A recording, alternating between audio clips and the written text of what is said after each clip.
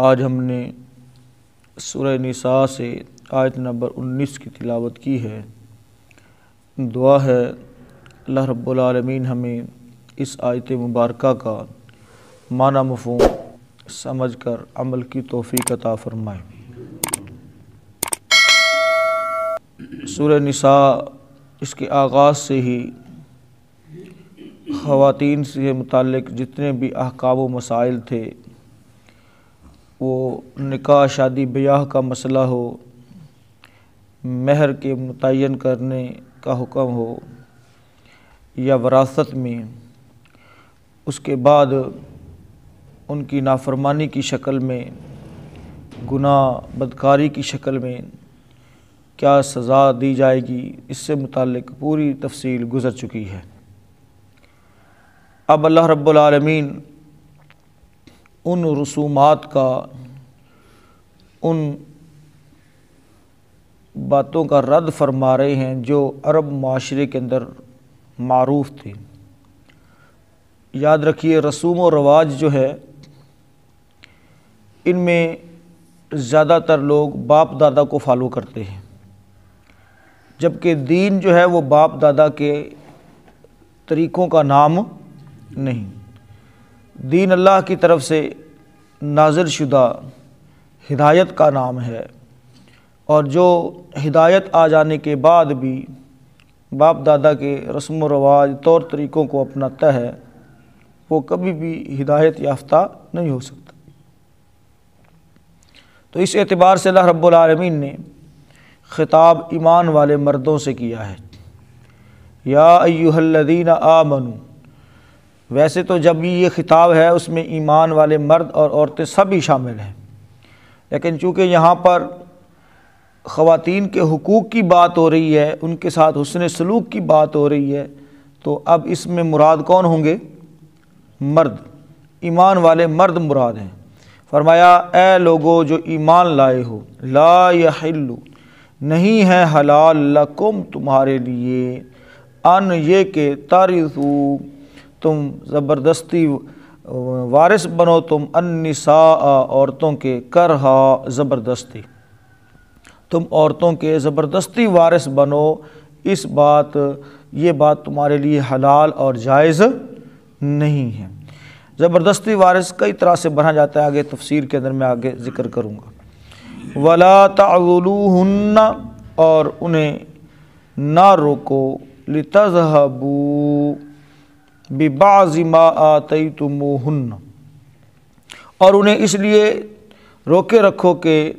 تم نے انہیں جو کچھ دیا ہے اس میں سے کچھ لے لو، یعنی عورتوں کے اوپر جو کچھ خرچ کیا ہے خامد فوت ہو جانے کے بعد، اب ان کو آگے نکاح سے روکا جا رہا ہے، آگے گھر بسانے سے روکا جا رہا ہے، تاکہ جو کچھ خامد نے دیا ہوا تھا وہ واپس کر دیں، تو پھر تم ان کو جانے دو، تو اس ظلم سے ان کو مت روکو۔ الا، مگر، ان یاتینا، یہ کہ وہ آئیں، بفاحشۃ مبینہ، کھلم کھلا کوئی بدکاری کی شکل میں، نافرمانی کی شکل میں، کوئی بے حیائی کا ارتکاب کرے، وعاشروہن، اور رہو ان کے ساتھ، بالمعروف، اچھے طریقے سے، فإن، پس اگر، کرہتموہن، تم انہیں ناپسند کرو، فعسیٰ، پس ہو سکتا ہے، ان تکرہوا، یہ کہ تم ناپسند کرو، شیئاً، کسی بات کو،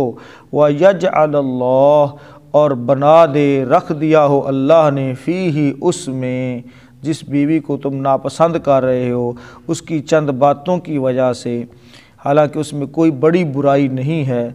تو اللہ تعالیٰ نے ہو سکتا ہے اس میں تمہارے لیے رکھ دیا ہو، خیراً، بہتری، کثیرا، بہت زیادہ، ہو سکتا ہے اللہ تعالیٰ نے اس میں تمہارے لیے بہت بڑی خیر رکھ دی ہو۔ ترجمہ دوبارہ سے دیکھیں، یا ایھا الذین آمنوا، اے لوگو جو ایمان لائے ہو، لا یحل، نہیں ہے حلال، لکم، تمہارے لیے، ان ترثوا النساء کرہا، کہ تم زبردستی عورتوں کے وارث بن جاؤ، ولا تعضلوہن، اور نہ انہیں روکو، لِتَذْهَبُوا بِبَعْضِ مَا آتَيْتُمُوهُنَّ، اس لیے کہ جو تم نے انہیں دیا ہے اس میں سے کچھ لے لو، اِلَّا مگر أَن يَأْتِينَا، یہ کہ وہ آئیں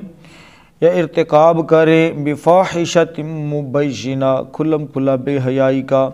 وَعَاشِرُوهُنَّ، اور ان کے ساتھ رہو بسو، بالمعروف، اچھے طریقے سے، فَإِن كَرِهْتُمُوهُنَّ، پھر اگر تم ناپسند کرو انہیں،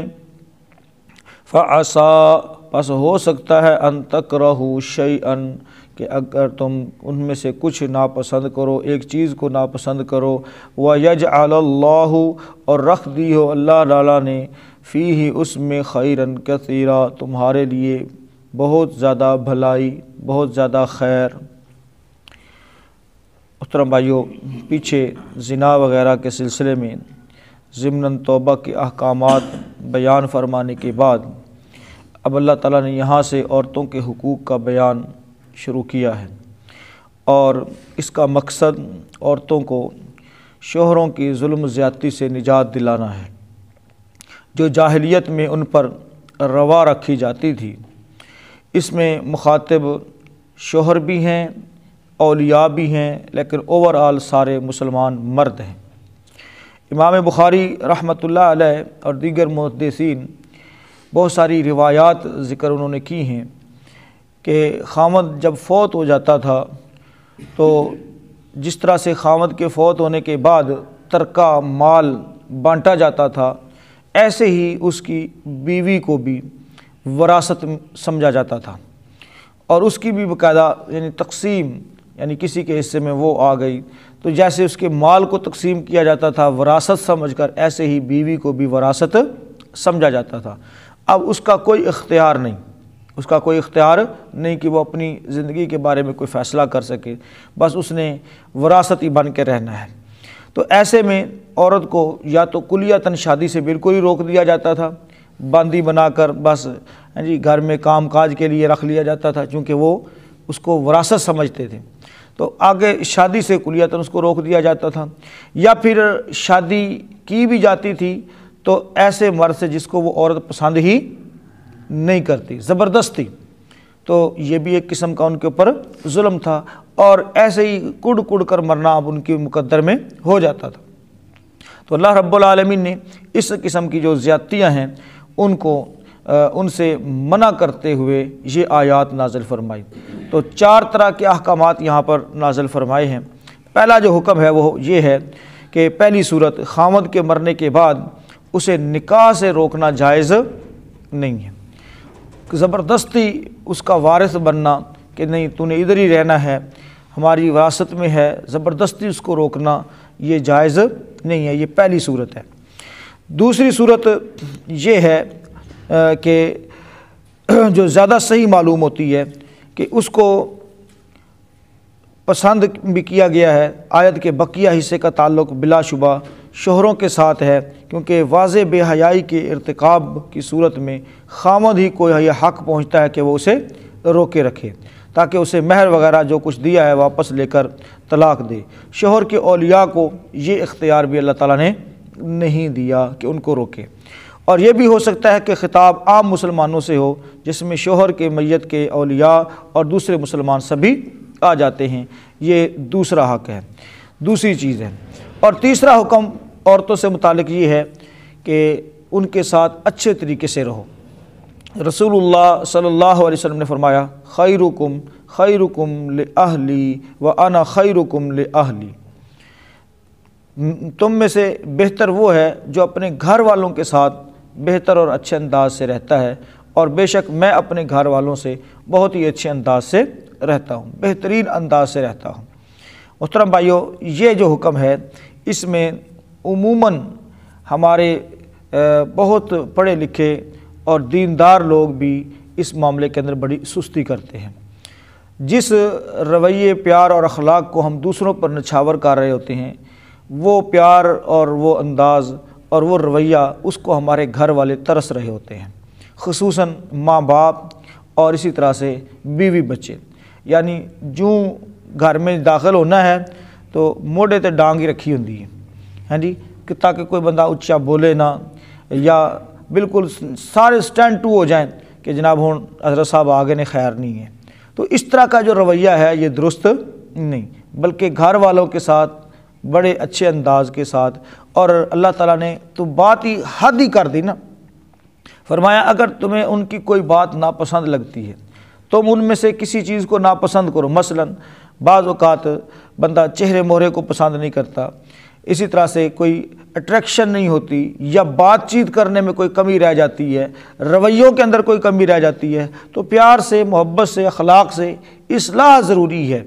اور یہ بھی فرما دیا کہ اگر تم واقعی اس سے نفرت کرتے ہو، ناپسند ہے، لفظ جو کارہا ہے نا، اس کے اندر نفرت اور بیزارگی، ناپسندیدگی، یہ سب چیزیں شامل ہیں۔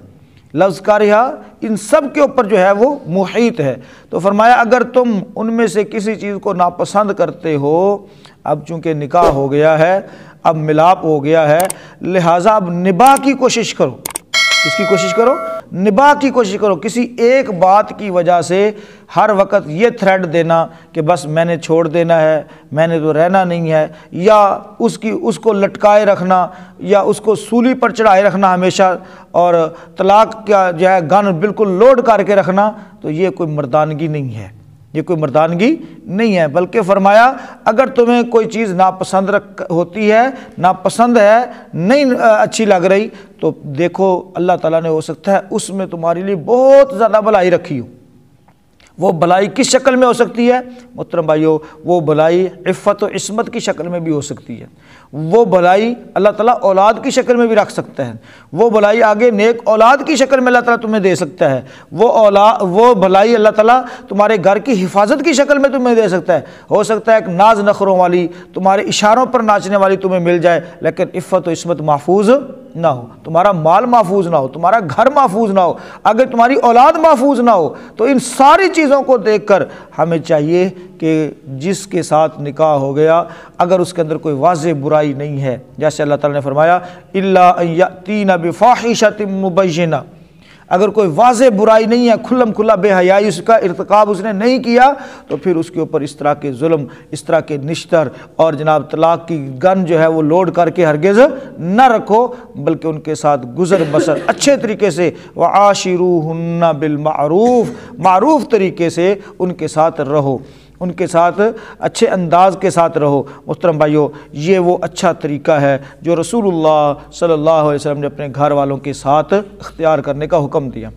اور آخری جو وصیتیں ہیں اللہ کے رسول صلی اللہ علیہ وسلم کی، وہ بھی یہی ہیں۔ یہ نہیں کہ بات بات پہ منہ بنا لینا، بات بات پہ جناب بندہ اٹک پہنتا ہے۔ یہ اس طرح کی جو طبیعت ہے محترم بھائیو، یہ گھر بسنے نہیں دیتی، بلکہ الٹی خرابیاں پیدا ہوتی ہیں، پریشانیاں کھڑی ہوتی ہیں، اور جو طعن و تشنیع ہے، جو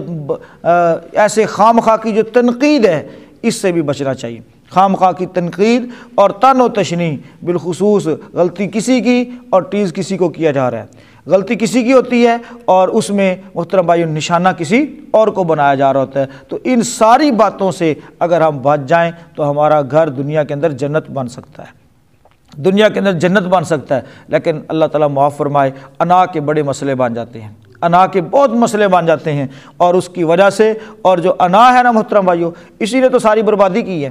پہلا گناہ کیا تھا؟ شرک تھا، سود کھانا تھا، رشوت لینا تھا، شراب پینا تھا۔ پہلا گناہ تھا کیا؟ کبھی اس بات پر ہم نے غور کیا ہے کہ پہلا گناہ جو کائنات کے اندر سرزد ہوا ہے، جس نے ساری جو ہے معاملے کو الٹ پلٹ کے رکھ دیا؟ ہم تو جنت کے اندر بیٹھے ہوئے تھے، کیا خیال ہے؟ جنت میں بیٹھے ہوئے تھے نا۔ تو پہلا گناہ کیا تھا؟ وہ اللہ کے ساتھ شرک تھا۔ بھائیو، وہ پہلا گناہ یہ انا پرستی تھی، یہ پہلا گناہ تھا، تکبر تھا، غرور تھا کہ میں کسی کے سامنے کیوں جھکوں۔